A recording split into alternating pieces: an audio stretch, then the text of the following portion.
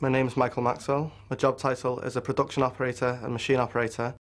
I'm not an engineer as such. It's more sort of setting up the setting. Say we're going from a large sandwich to a shorter sandwich. My job is to shorten the packaging or widen it or change it. You know, different customers obviously have different preferences on the colours and stuff, and that's my job to change that sort of thing as well. When I was in school, I didn't really have much of an idea what I wanted to do.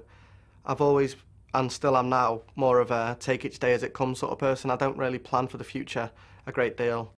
I didn't very much enjoy school, and the subjects that I picked to do A-level in, I wasn't very much enjoying. I just decided that it wasn't for me, and I thought if I was to carry on, I'd end up going to university and all that. And it did, at the time, it didn't seem like it was what I wanted to do.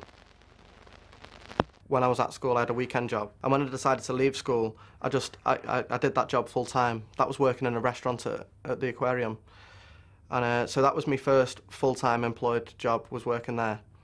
From there, I went into being a lifeguard. That job suited me very much, but the money wasn't brilliant, and I chased a job with more money and ended up going into manufacturing.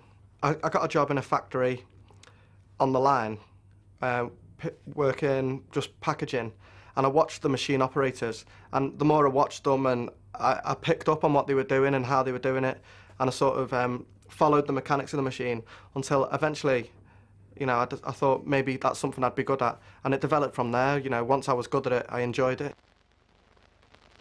I think school does come at the wrong time for some people, actually. Yeah, it definitely came at the wrong time for me. Now I would rather sort of be in education. Now I find it interesting. At the time, I didn't. It was something that I was forced to do. You know, I don't particularly like being told what to do. I'm sure that's the same for most people, especially young people. You know, they like to find their own path, and to be told what path you're going down and you will be here at this time and you will do this subject and you will do it right is, you know, I think, especially sort of high school, when you're changing, your attitudes are constantly changing. To be that mundane and that sort of strict didn't really suit me. Now I'm more sort of in the frame of mind. I'd like to educate myself more. Now I'm in the mood to progress. But back then I just wanted to sort of chill out and make a bit of money and have fun with my friends, and it was just the attitude of the frame of mind I was in at the time. The only thing that's held me back in my life and career is myself and possibly fear of failing.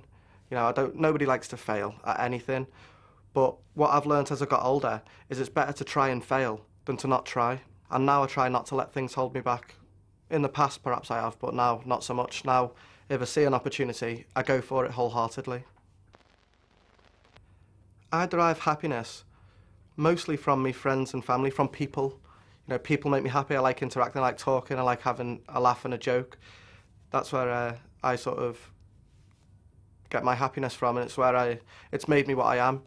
You know, having good friends and good family. And that's what's inspired me more to be what I am. Not through like trying to copy somebody or trying to be more like them, but just sort of interacting with people, I think, makes you better and makes you happier. Well, it does for me anyway.